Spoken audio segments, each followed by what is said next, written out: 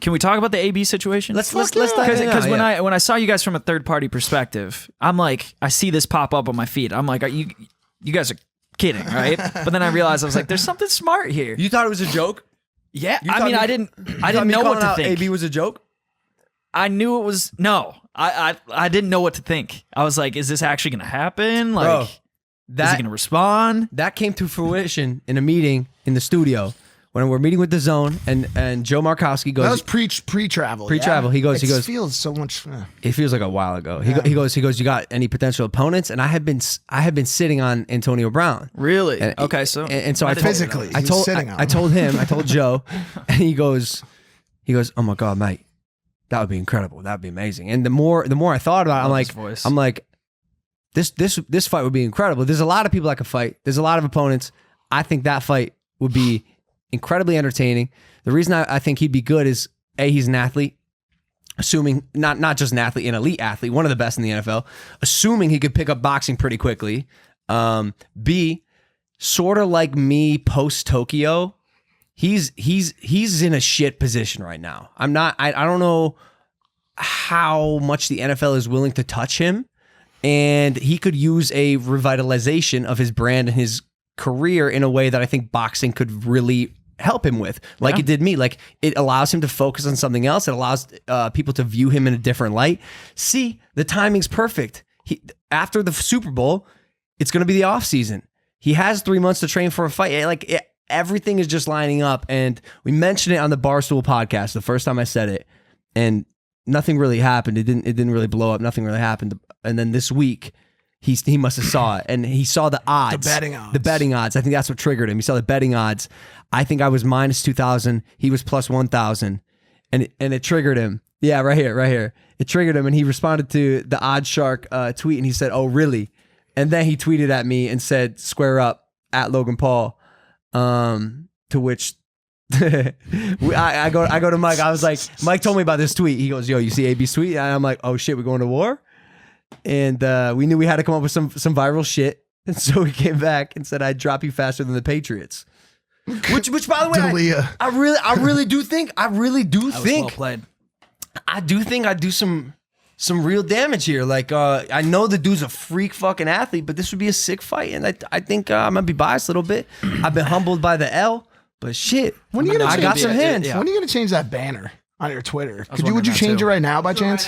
Yeah, do it. It seems like so much work because you got to get the specs and everything. It's just, I don't know if you know, but that fight's actually over. It is over, yeah. But yeah, Chris D'Elia respond. Make him a bet. Something for the rest of the day. Nah, you got no bet. Fuck a bet. 25,000 retweets, 182,000 favorites. Chris D'Elia responded. He said, "Wow, love a good slam."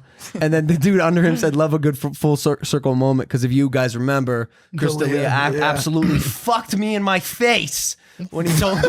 What the fuck? Shit. Talk about coming full circle. Holy shit, dude. You like that? Right here. What's good? When he said, when he made that tweet, I think like a year and a half, 2 years ago, he said, "At least when my career dies, you can film it and put it on YouTube." And yeesh, Chris D'Elia is the king of slams. He's a slammer, dude. Yes. So this popped off. You know, I'm incredibly optimistic that this fight will happen. I think it'll be the biggest event of 2020. We've been more so than McGregor's return.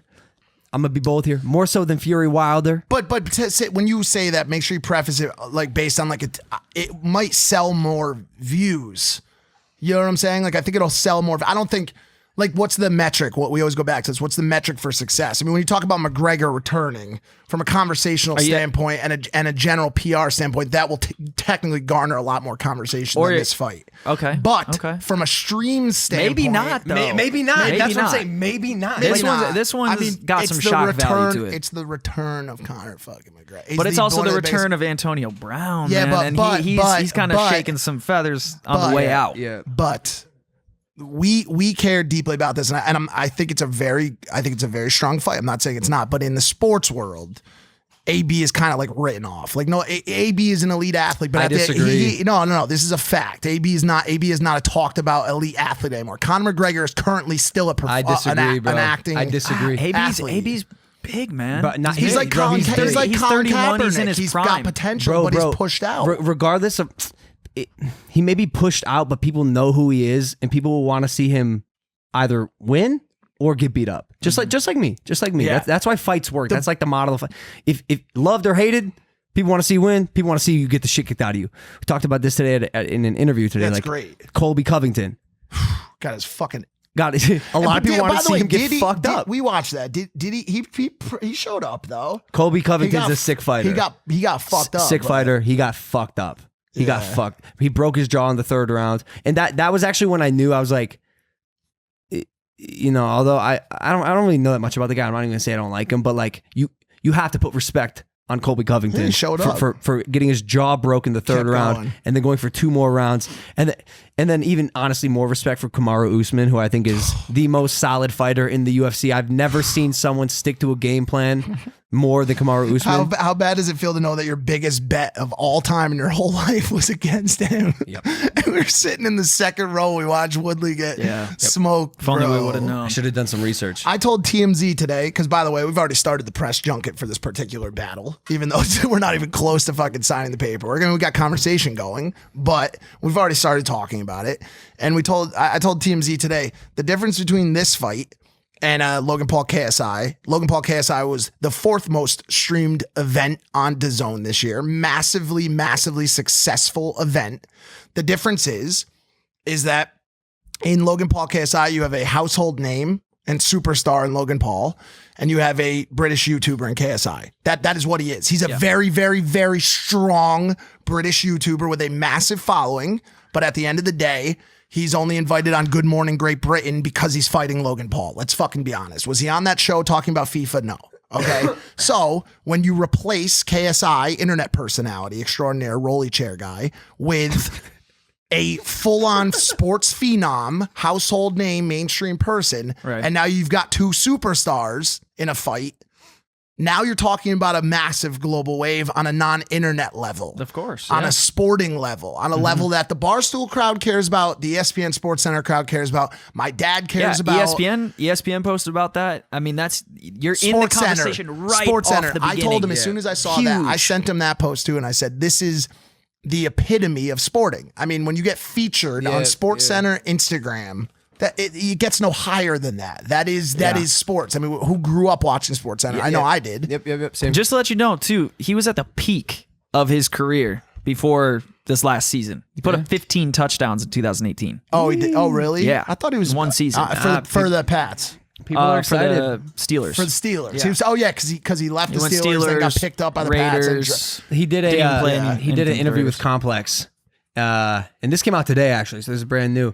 So Complex said, the Logan Paul thing, is that really happening, or are you just trolling? And he said, yeah, if he really wants to do it. He was calling me out for a couple months, said he wanted to fight me, that he's down to fight. So if old Logan wants to come, see if he wants to get a little rumble on. You got Floyd Mayweather training you? Yeah, I'm going to be out in Vegas. If Logan confirms, if he's serious about it, I don't want him to be writing checks you can't cash. You know, you're coming after me for a couple months. So I finally just hit him up like, hey, man, I've seen this too much. He must really want to make this happen. Seems like he does. I know I've been hearing him talk about it a lot. Get that paper right so I can get out to Vegas and get in my zone. Did you watch his last fight? Yeah, he got beat, man. He's just been taking L's all over. He made a good pop, though. Made a lot of money. See, I don't know if he knows this or not, but we actually did take a W.